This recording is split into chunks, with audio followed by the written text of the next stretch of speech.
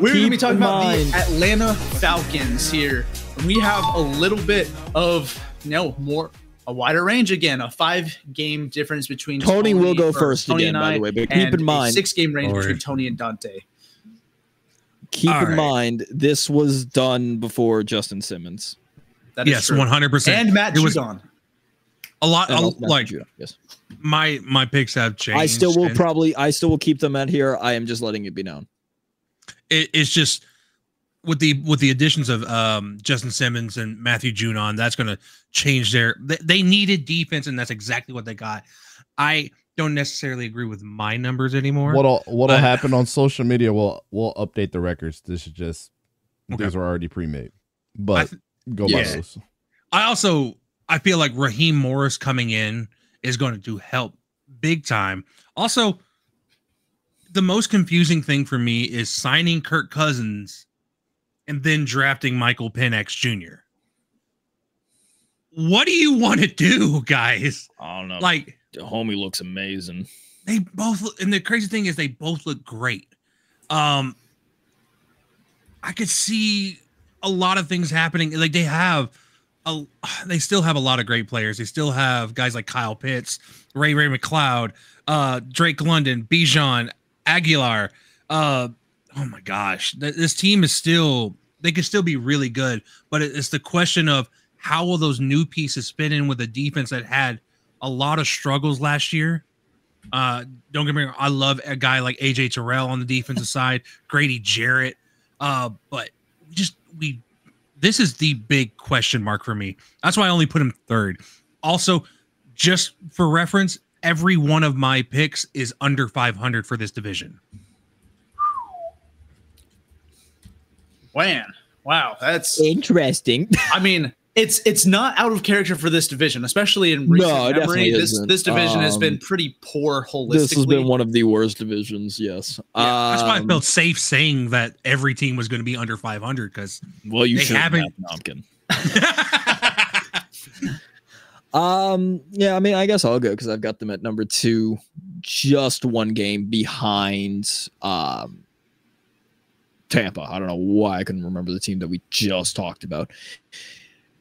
So, yeah, they got Kirk Cousins, a top 10 quarterback in free agency. They were able to sign him to a long year, and then they got a very young Michael Penix Jr. to back him up, just in case if something goes wrong. And dudes looked amazing in preseason. I feel like if Kirk Cousins goes down for whatever reason, I don't think Atlanta fans are going to have to worry much with Michael Penix. Yes, it was head-scratching at first, but long run and just seeing this dude in practice and also preseason, dudes looked amazing.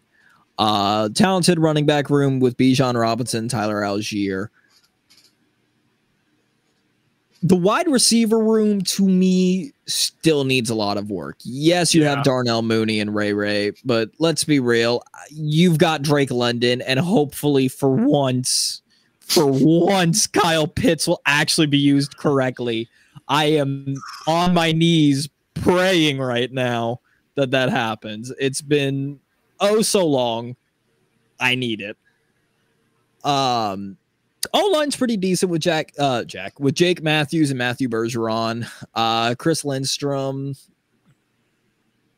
It's pretty decent. Right tackle got some question marks. Defense though looks a lot better. AJ Terrell is good, but to me, there are times where he could still be up and down.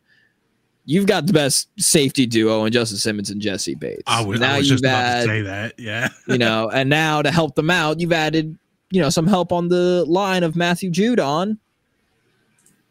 You've got Matthew Judon, Grady Jarrett.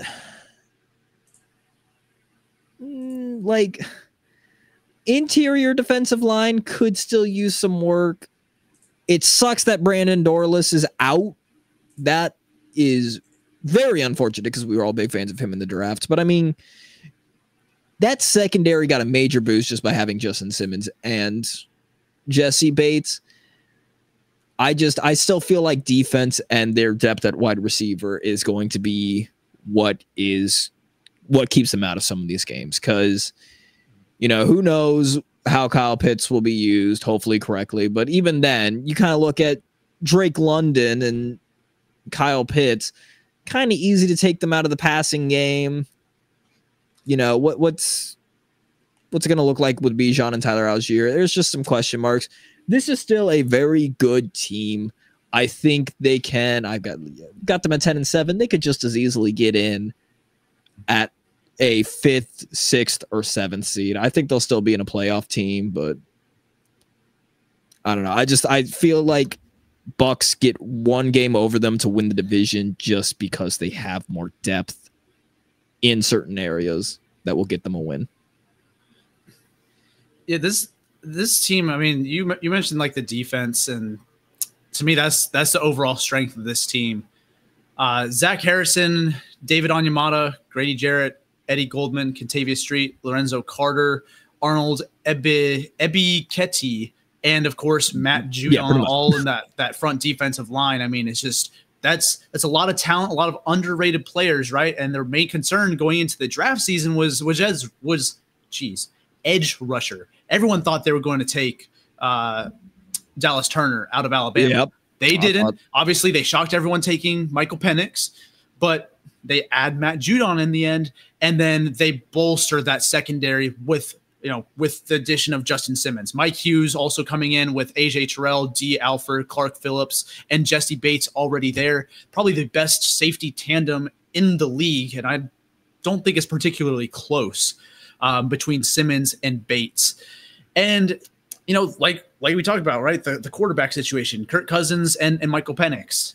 You have your quarterback of the future, who arguably was already the most pro-ready quarterback in this class due to his accuracy and his vision of the field. Michael Penix was just like, he was the best pure passer in the class, and he's looked the part in preseason. They're already sitting him for the last game of the preseason because they don't need to see any more. They've seen enough. And Kirk Cousins, right? I mean, we talked about him a couple weeks ago. He was playing at an MVP level before he got hurt in Minnesota, right? Dude was on pace to throw for over 5,000 yards. And oh my goodness, I cannot stress enough how good Kirk Cousins was before he got injured, right?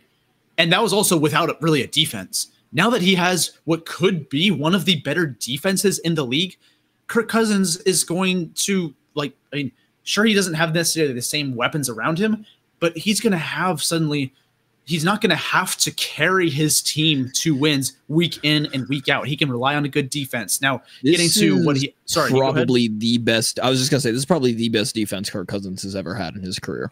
Undoubtedly.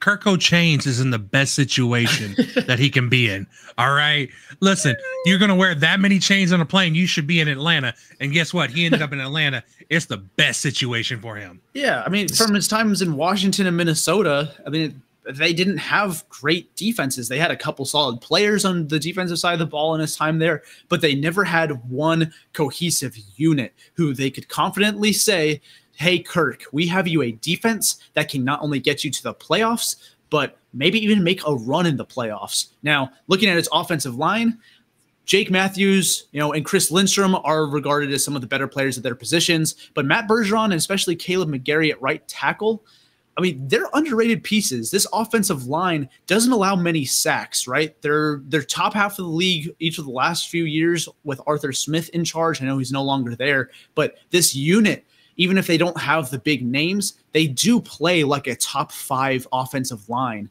week in and week out these last few years. Will they continue to do that now that there's a little bit of a scheme change, right, without Arthur Smith? We'll see. Sora, you mentioned the addition of Darnell Mooney, right, and how it's not just Drake London, and maybe Kyle Pitts actually gets used as a receiving threat rather than an inline tight end. Please.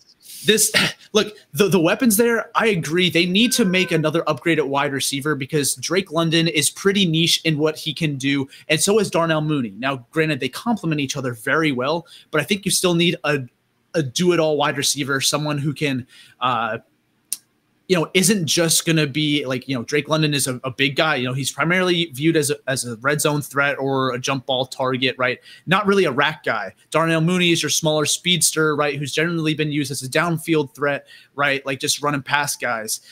I want to see them get a receiver who can really do it all. And, I know that that's more of a wish list thing than a projection, but I want to see him, get another receiver before I really say that this is an elite group of weapons. Granted, I think that they have a really good running back duo in Bijan Robinson and Tyler Algier. And I'm hoping to see increased production, not just in total numbers, but efficiency primarily, right? Bijan rushed for 4.6 yards per carry, which isn't bad by any means. Granted, especially he was splitting carries, but especially in this offense, you hope to see more. Last year, right, Tyler Algier also logged over 200 carries, but he went from, being the starter and averaging 4.9 yards per carry in 2022 to 2023, splitting with Bijan and averaging 3.7 yards per carry. That's a whole yard less per touch, like per carry. That's 200 yards less, right? And even Cordero Patterson, right? He's in Pittsburgh now, followed Arthur Smith. I don't know why he was getting as many touches as he did, especially after drafting Bijan in the first round, but he went from averaging 4.8 yards per carry to 3.6. So the efficiency of their running game decreased. And, Arthur Smith is gone, so hopefully that changes, right? I want to see more efficiency from this running back room. We know that Bijan can also be used in the passing game. Tyler Algier is probably a better red zone threat. He's just a denser guy and more of a downfield, lower your shoulder runner, while Bijan's more of the make you miss. I'm going to plant my foot and get around you. So I like that running back room, right? Kyle Pitts, you still have to unlock him, but we'll see if that happens. I think that Kirk has excellent weapons. He doesn't have a Justin Jefferson, but he still has excellent weapons. And like Tony said, holistically, this is one of the best landing spots he could have ever asked for, right? Even though they drafted Michael Penix, right? Your successor, you have an elite defense, right? So the only thing I'm worried about this team for is depth at defensive tackle, aside from Grady Jarrett, and at linebacker, right? I think they need another off-ball linebacker. But aside from those two spots, I think that this Atlanta team could be really, really good. I think that they could win a game or two in the playoffs, though. So it's a sneaky good team, and I can't doubt Kirko. Let's just say that. I also stand corrected. It was not Braylon Dorless, Braden Dorless. It was Braylon Trice that was out for the season with the injury. Both guys that we like that went to Atlanta. And also, shout out to Kirk Cousins for the birthday practice playlist. Man had the divorced dad rock, and I vibe 100%. On that. Yes. Cooking with that playlist is crazy. I'm looking at that and I go, I've listened to all those songs. I have that on a playlist somewhere. It's fun when you get some of that use or like the fan engagement on social media with stuff like that. I hope other teams follow suit, because it brought some joy to my little heart, being able to be like, man, Kirk, you got good taste. You know what I mean? I'll say, yeah. Kirk Cousins jamming out to '𝐕𝐵𝐴, count me in. Jersey in the cart right now. Dante with the Falcons stroking backstage. Put your money on 9-8, number 2 in the division, and don't forget to hit that like and subscribe button and ring the bell notification so you're always notified. All right, well, the 12th. Oh my god. That's what I'm saying. At this point, like, bro, you just gotta just be you, bro. Just be you, bro.